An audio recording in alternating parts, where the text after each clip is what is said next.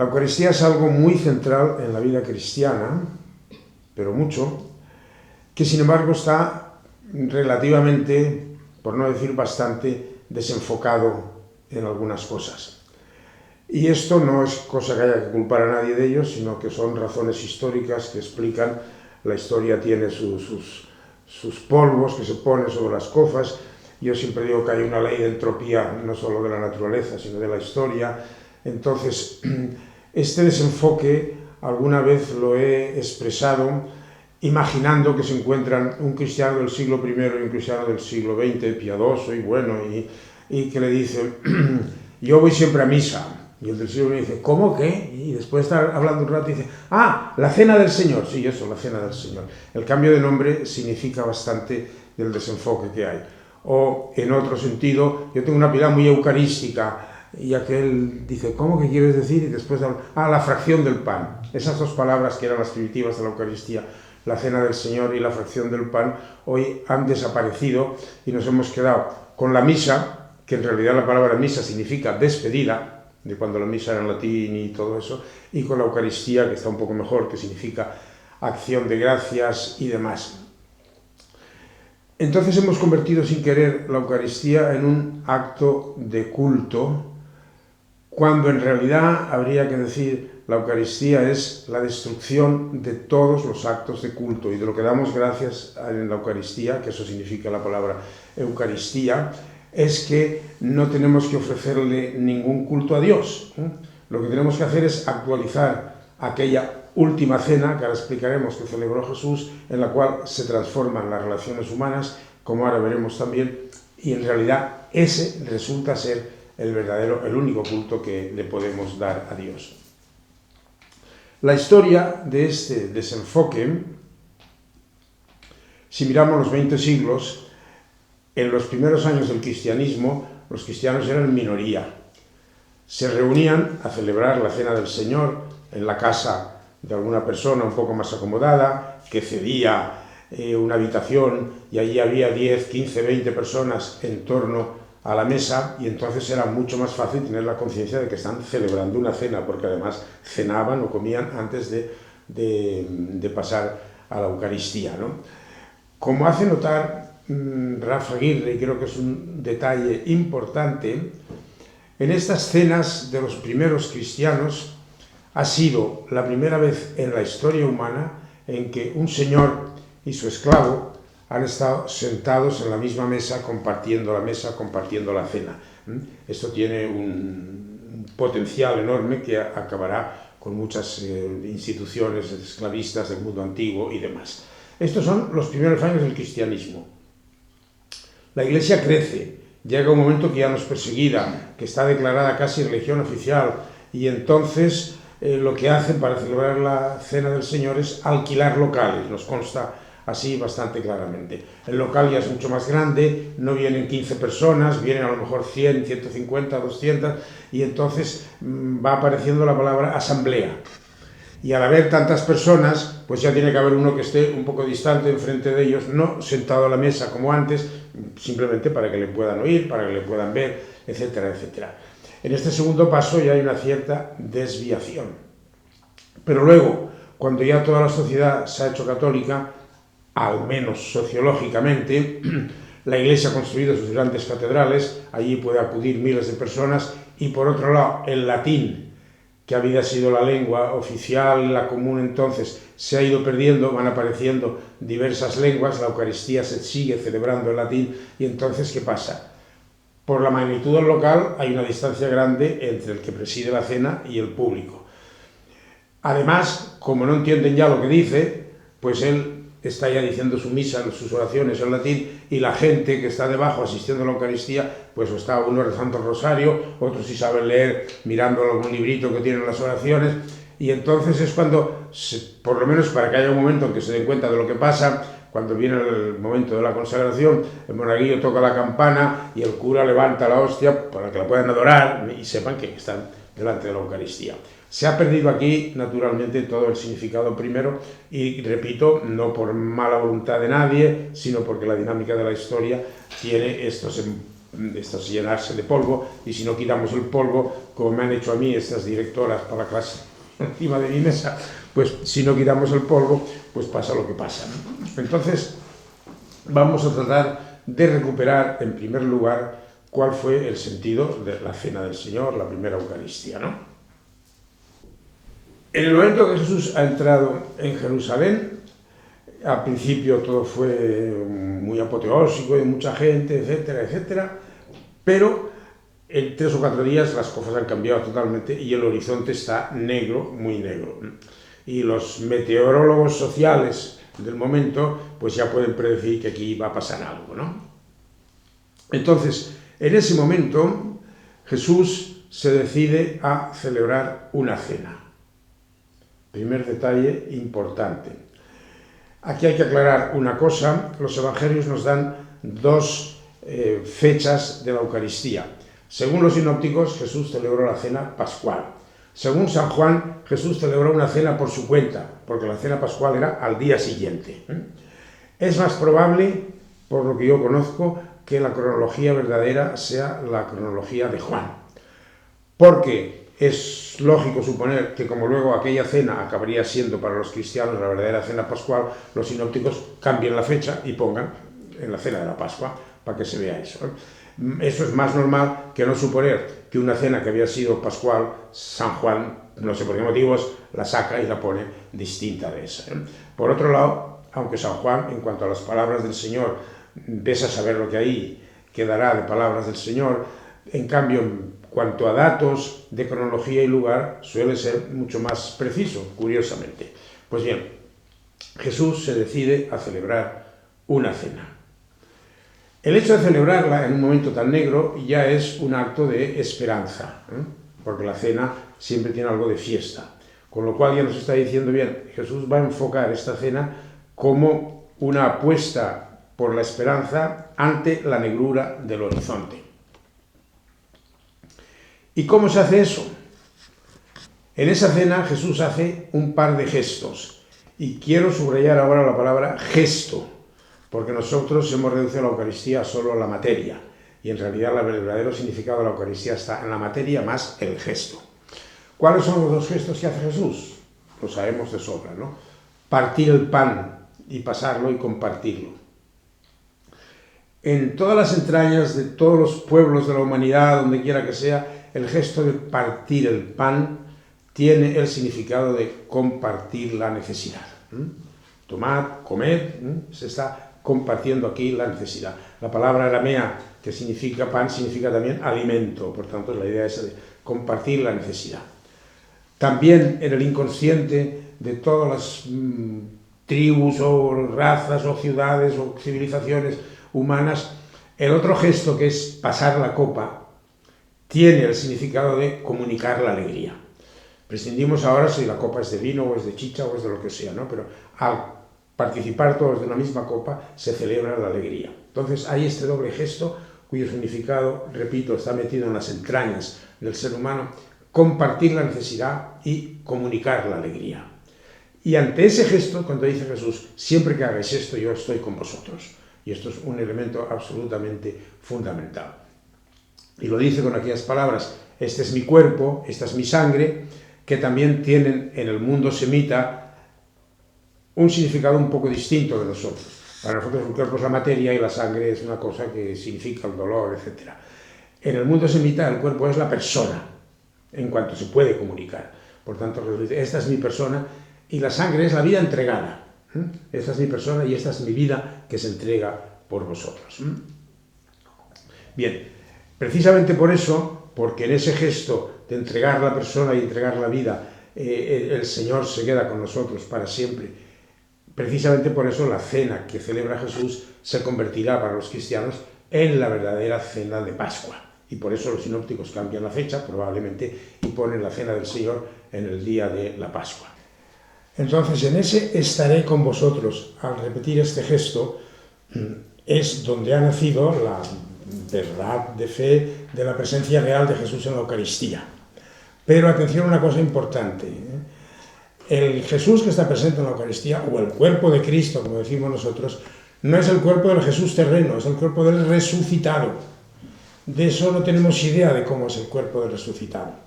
Muchas veces, pensando en una corporalidad más terrena como la nuestra, pues nos planteamos aquel problema, o se plantearon nuestros mayores aquella palabra misteriosa que nadie entiende, de la transubstanciación. Esto depende de una filosofía que cree que la sustancia es el sustrato último de las cosas, que puede valer para esta realidad, pero cuando empezamos ya en el más allá, y como dice San Pablo, no tenemos ni idea de lo que es un cuerpo resucitado, la palabra transubstanciación, sin negarla ni muchísimo menos, se puede poner entre paréntesis y dejarla estar. Este es el primer momento que me parece importante. Nuestras Eucaristías hoy tendrían que intentar recuperar algo de eso. Es difícil, lo reconozco, porque no es lo mismo celebrar una cena cuando somos 15, 20 personas que nos damos cuenta de que estamos cenando y cuando somos 200. Pero por lo menos el que acude ahí, que acuda con la idea de voy a celebrar la cena del Señor. No voy a cumplir un mandamiento, hacer un acto de devoción y luego ya he cumplido con Dios y voy a la mía. Esto sería muy importante que se nos meta dentro.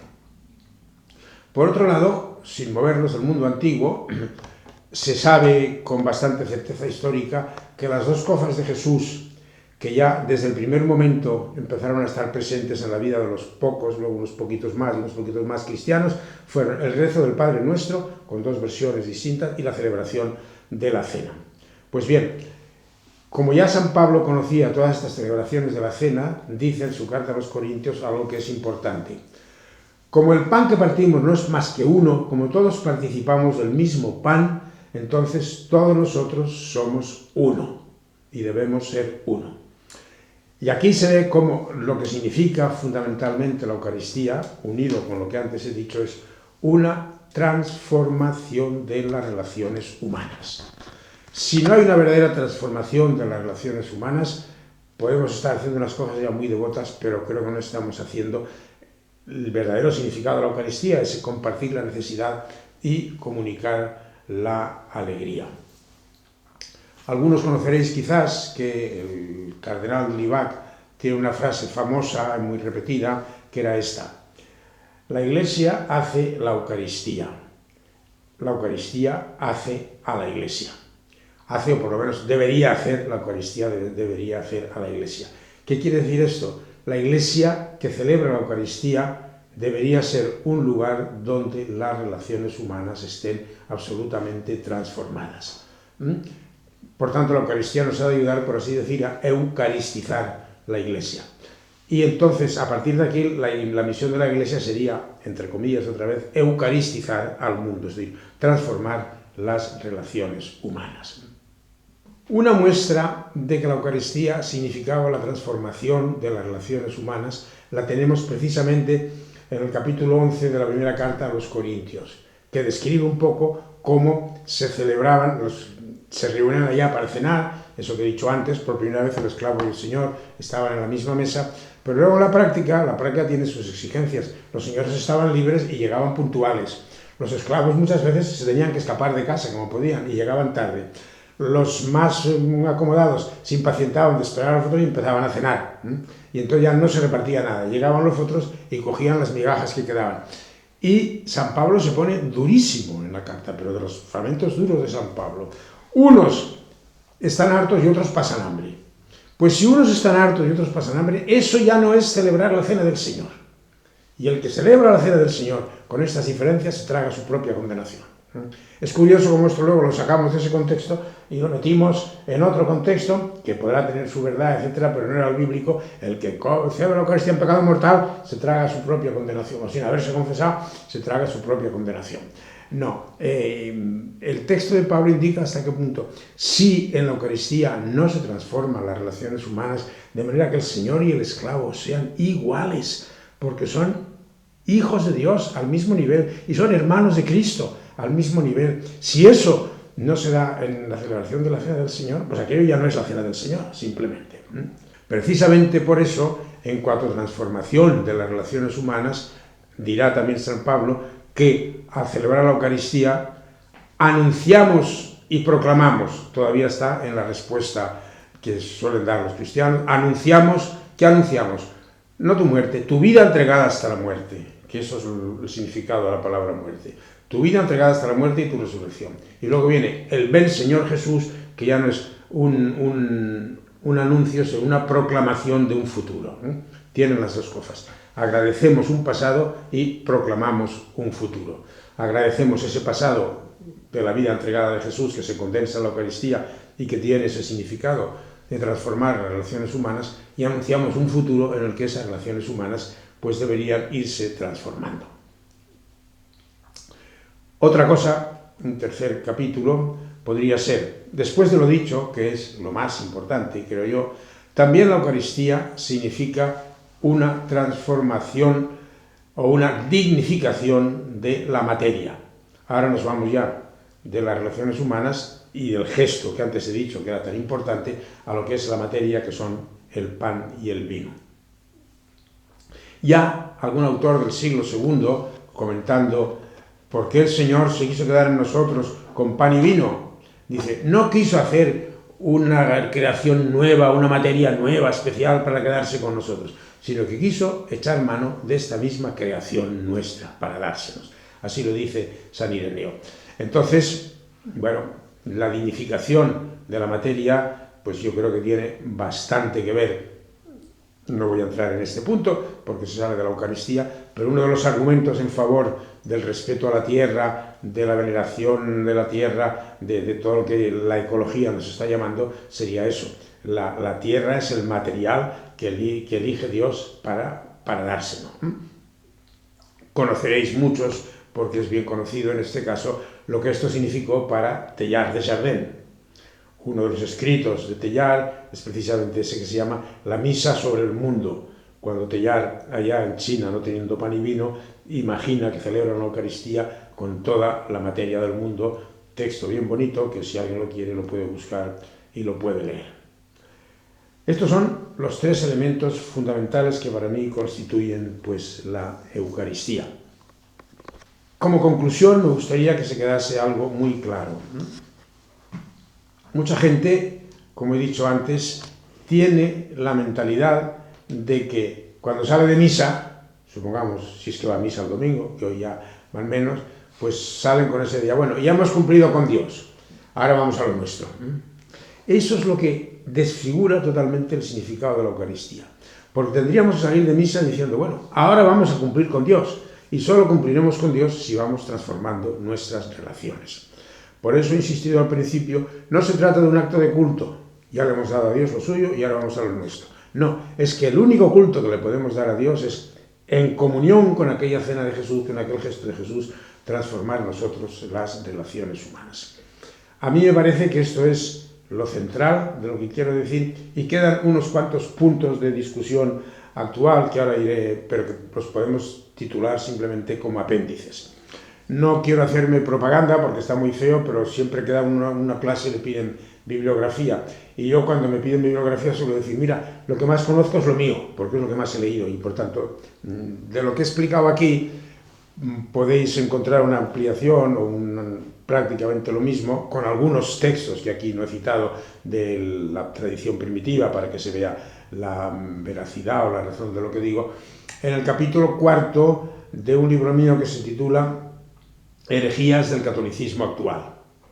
Herejías es una palabra muy fuerte, quiere significar en realidad desenfoques, porque todos tenemos esa experiencia cuando estamos grabando o vemos una diapositiva proyectada, no se ve bien, no sé qué, de repente enfocan, ahora lo veo claro. Pues bien, en el catolicismo actual hay unos cuantos desenfoques y el cuarto de los callecitos precisamente la desfiguración de la cena del Señor.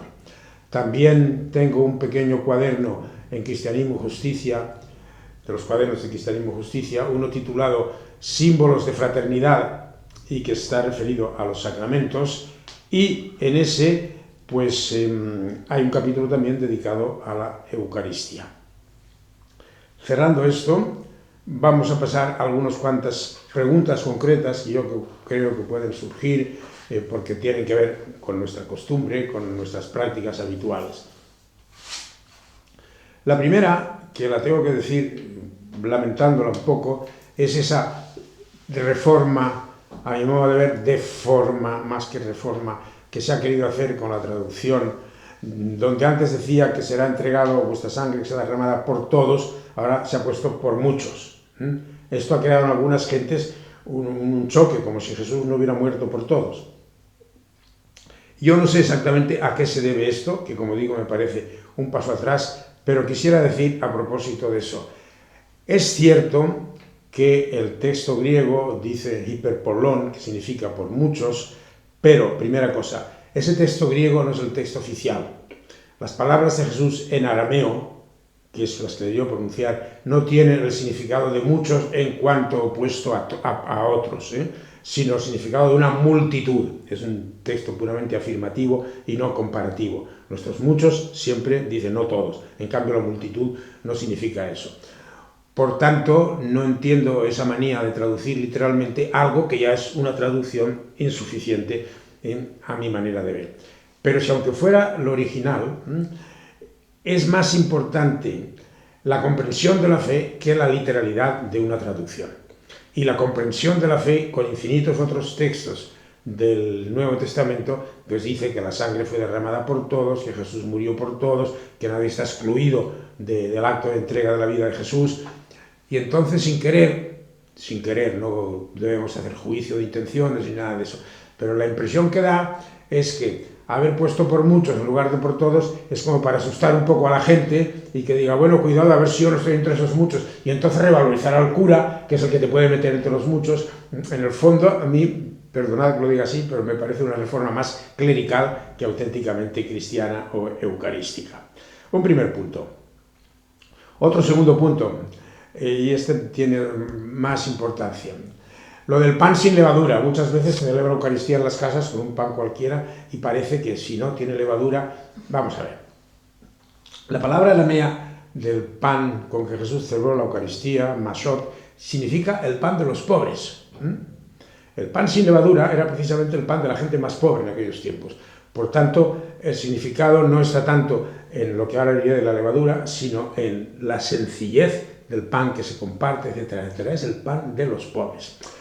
La levadura, a lo largo de la historia bíblica, no de la historia humana, tiene un doble significado. En los primeros comienzos, la levadura es algo malo.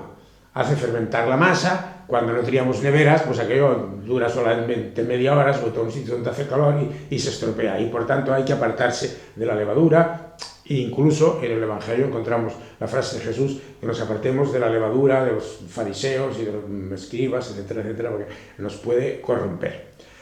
Pero ya en Jesús la levadura tiene un significado positivo. La parábola famosa, el rey no se parece a la levadura que la mujer mete en el pan y entonces hace crecer la masa. Por tanto, la levadura puede tener un sentido negativo y un sentido positivo. Jesús más bien es partidario del sentido positivo. Y no hay que hacer aquí un problema de si el pan ha de ser ácimo o no ha de ser ácimo. Eso son problemáticas prácticas de la sociedad y de la vida de entonces que no tenemos que trasladar a nosotros. Lo que sí que me importa que quede bien claro es que el mashot, el pan sin levadura, era precisamente el pan de los pobres. Otra tercera cuestión que puede salir aquí, y sobre esta es que me gustaría extenderme un poquito, porque todavía hay concierto. ¿Hay que comulgar en la boca o hay que comulgar en la mano? Bueno, por favor. Si el Señor te convida a la cena, lo que has de hacer es sentarte a la mesa con Él. Momentos de adorar tendrás otros muchísimos a lo largo de toda tu vida, pero cuando te convida a la cena, siéntate a la mesa con Él. Entonces hay gente que parece que cuando va a misa se pone en la última fila, como si no sé si quieren parecer al publicano de la parábola o qué, pero no quieren acercarse en el momento en que Jesús les dice, siéntate a la mesa conmigo. Y si estás cenando en la mesa con el Señor, no puedo yo imaginarme que, por ejemplo, en la última cena, cuando Jesús dice, tomad y comed, coja el pan y se lo vaya metiendo en la boca a cada uno de esos. Eso no tiene absolutamente ningún sentido. Luego dicen que si nuestras manos son impuras y no podemos tocarlo con las manos, vale. Mucho más impura que nuestras manos es nuestra lengua. Así lo dice la carta de Santiago. Con la lengua denigramos al otro, le calumniamos, etcétera, etcétera. Entonces eso tampoco vale. Dios se entrega precisamente a nuestra impureza que hemos procurado purificar, preparándonos antes, etcétera. Entonces, pretender, como alguno decía, desde posiciones más conservadoras, que los que comulgan en la mano, pues es que niegan la presencia real, es un auténtico disparate. Más bien habría que decir que los que comulgan en la boca no se sienten llamados por el Señor a participar de su última cena. Y hacen una especie de acto de culto misterioso, de adoración, etcétera, etcétera, que les perdona o les despoja de esa necesidad de transformar las relaciones humanas compartiendo, como decíamos. Otra cosa es, en este contexto, el que viene un señor mayor, una señora mayor, me dice, mire, yo toda la vida como lo en la boca, ya, pues bueno, quédese usted tranquilo, no hay que hacer aquí ningún problema, ni muchísimo menos. Pero si se me pregunta qué es lo concorde con la teología de la Eucaristía, yo tengo que decir, hay que comulgar en la mano. Y no tenga usted miedo a esto, porque agradezca al Señor que le invita a su mesa y se ha acabado. En este mismo sentido, hay también a veces disputas sobre la postura. Y, en primer lugar, yo diría aquí que cada uno esté como quiera, el que le dé devoción de rodillas, le dé devoción sentado, le dé devoción de pie, como quiera. Hasta cierto punto, si las Eucaristías fueran más minoritarias, la postura para celebrar es la postura de sentado, porque estamos en una cena. Y repito, fijémonos, los primeros cristianos celebraban la Eucaristía a continuación de la cena. No tenían esos problemas que hemos montado nosotros después del ayuno eucarístico y de esas cosas, como si al Señor le molestase entrar en un estómago ocupado. Yo qué sé qué cosas imaginábamos aquí, ¿no? Bueno, cada postura tiene su significado, y por eso, pues mira, la del sentado es la postura del que está cenando, del que está comiendo. La postura de pie, cuando se descubre que aquella cena de Jesús había sido la verdadera cena pascual, entonces tiene un significado importante también, y por eso después del concilio se nos incitaba a estar de pie. Lo que pasa es que estar de pie para muchos es un poco aburrido, y a mí hay gente que me ha dicho, es que yo sentado o arrodillado consigo rezar, pero de pie no consigo rezar. ¿Qué significaba la postura de pie? Los judíos tomaban la Pascua de pie, evocando que cuando salieron de Egipto cenaron rápidamente porque tenían que salir corriendo. Entonces, celebrar la Eucaristía de pie es, si entendemos el significado, es como decirnos, estamos aquí para salir luego al mundo, no para quedarnos aquí ni para nada de eso. Si entendemos ese significado, está perfecto. Si alguien dice, yo no puedo rezar de pie, me canso, bueno, pues que elija la postura que quiera y que haya aquí una pluralidad tranquila. La postura de rodillas se ha centrado mucho, después de aquello que dije antes, cuando las catedrales, el cura queda lejos y al final levanta la hostia para que sepa que todos adoran, entonces, bueno, es el momento de arrodillarse. Evoca más una postura de adoración. Por supuesto, la adoración siempre es buena ante Dios y siempre deberíamos estar cayendo de rodillas ante Él. Si alguien quiere mantener, que la mantenga, pero repito, en el momento de la cena, a lo mejor lo que hay que hacer es agradecer esa compañía, esa intimidad que el Señor pues me da a mí. Y con esto creo que ya está dicho prácticamente todo. A lo mejor habéis oído, y por lo menos en la liturgia nuestra está muchas veces la palabra sacrificio. El Señor reciba de tus manos este sacrificio y venga con el sacrificio. Hay una gran discusión entre los teólogos, la hubo, unos más a un lado, otros más a otro, sobre si se puede llamar sacrificio a la Eucaristía o no. Remitiría en este punto a dos textos de una persona muy de fiar, que es el ex-papa Ratzinger, que están citados allí, de en qué sentido la Eucaristía podía ser llamada sacrificio. Un sentido muy derivado, que en definitiva es lo que sustituye a todos los demás sacrificios, la única cosa válida. Lo que pasa es que la palabra sacrificio para nosotros ha cambiado de significado, y eso es muy importante.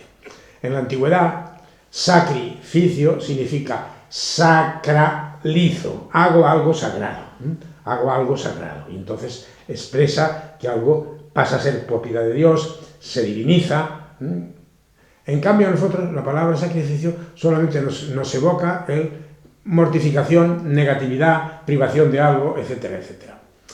Esto puede tener cierta relación con el significado primitivo, porque muchas veces esa expresión de que aquello se había sacralizado, se había llegado al ámbito incomprensible de Dios, pues se hacía quemando aquello, y entonces el humo que sube, pues parece que eso llega hasta los cielos y demás.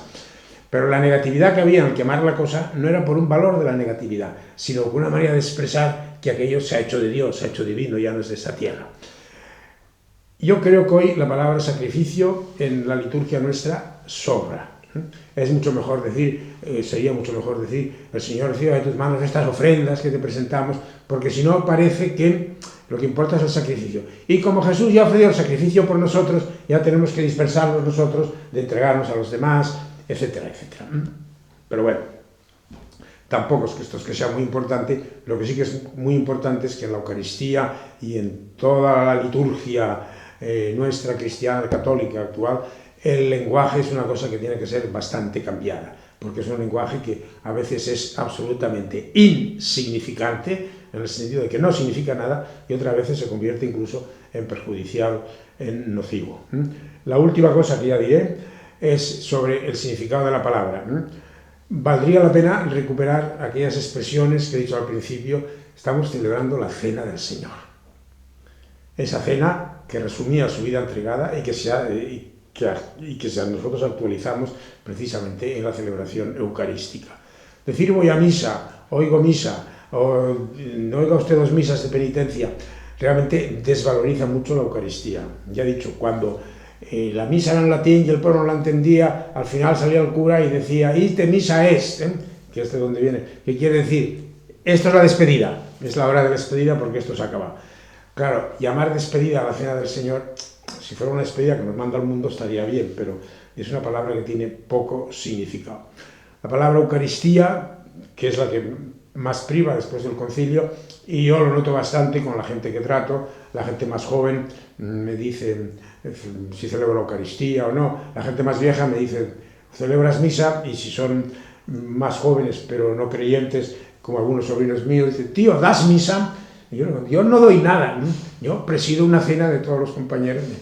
Creo que el lenguaje tiene su importancia, y me gustaría que poco a poco fuéramos sustituyendo, desterrando la palabra misa y sustituyéndola por la cena del Señor, por la Eucaristía o por otras así.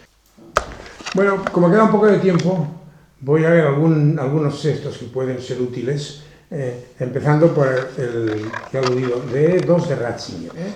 El primero, a propósito de lo que antes hemos dicho de la palabra sacrificio, fijaos bien, Ratzinger dice, el culto cristiano no puede consistir en el ofrecimiento de los propios dones, sino que por su propia esencia es la aceptación de la obra salvífica de Cristo que nos fue dispensada de una vez.